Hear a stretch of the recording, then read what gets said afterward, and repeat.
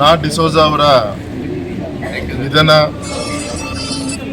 ಇಡೀ ನಮ್ಮ ಮಲೆನಾಡಿನ ಮತ್ತೊಂದು ದೀಪ ಆರಿ ಹೋಗಿದೆ ಅಂತ ಹೇಳಲಿಕ್ಕೆ ಅತ್ಯಂತ ನೋವಾಗುತ್ತೆ.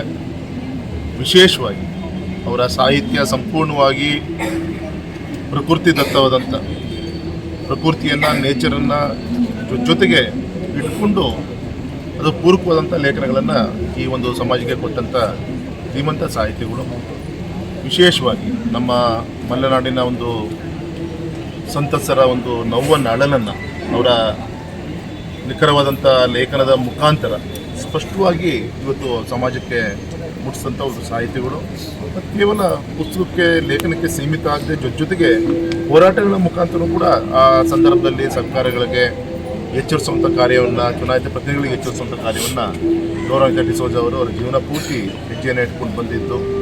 ಮತ್ತು ಸಹಜವಾಗಿ ಒಬ್ಬ ಸರ್ಕಾರಿ ನೌಕರಾಗಿ ಸೇವೆ ಸಲ್ಲಿಸಿದಂಥ ಡಿಸೋಜರವರು ಶಿವರುದ್ರಪ್ಪನವರು ನಮ್ಮ ರಾಷ್ಟ್ರಕವಿ, ಅವರ ಲೇಖನಗಳು ಕೂಡ ಇವರಿಗೆ ಸ್ಫೂರ್ತಿಯಾಗಿ ತೊಡಸ್ಕೊಂಡಿದ್ರು. ಆಗಾಗ ನನಗಿನ್ನೂ ನೆನಪಿದೆ, ನಾನಿನ್ನೂ ಕಾನ್ವೆಂಟ್ ಶಾಲೆಯಲ್ಲಿ ಓದಬೇಕಾದಾಗ ಶಿಕಾರಿಪುರಕ್ಕೆ ಅವರ ಅನೇಕ ಕಾರ್ಯಕ್ರಮಗಳಿಗೋಸ್ಕರ ಬಂದಾಗ ಮನೆಗೆ ಬಂದಿದ್ದರು. ತಂದೆ ಜೊತೆ ಒಳ್ಳೆ ರೀತಿಯಂಥ ಒಳ್ಳೆ ಸಂಬಂಧಗಳನ್ನು ಇಟ್ಕೊಂಡಿದ್ರು.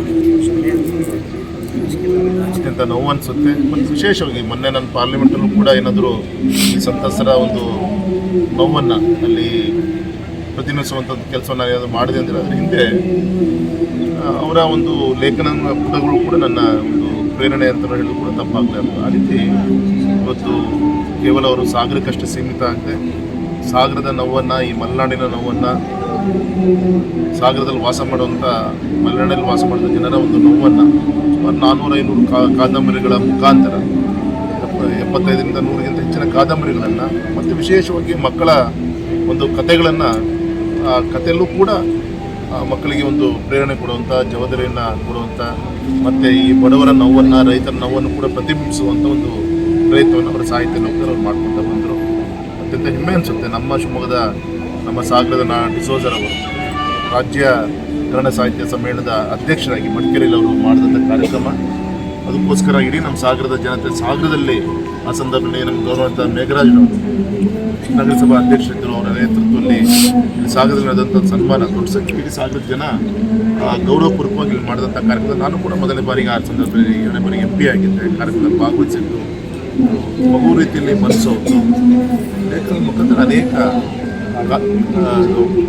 ಮತ್ತು ವಿಶೇಷವಾಗಿ ಕಾಡಿನ ಬೆಂಕಿ, ಅವರ ಕಾಡಿನ ದ್ವೀಪ, ಅದ್ರ ಮುಖಾಂತರ ಆ ದ್ವೀಪದ ಈ ಮುಳುಗಡೆ ಸಂತ್ರಸ್ತರ ಸಮಸ್ಯೆಗಳನ್ನು ಅದ್ರ ಮುಖಾಂತರ ವಿತರಿಸುವಂಥ ಪ್ರಯತ್ನ ಕೂಡ ಮಾಡಿದ್ರು.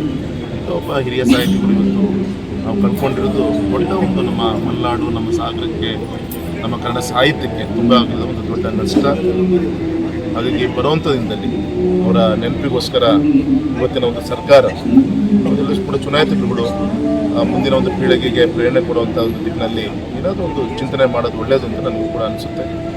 ಸಂಬಂಧಪಟ್ಟಂತೆ ನಾನು ಸರ್ಕಾರದ ಜೊತೆ ಮಾತಾಡೋದಕ್ಕೆ ಪ್ರಯತ್ನ ಕೂಡ ನಾನು ಮಾಡ್ತೀನಿ.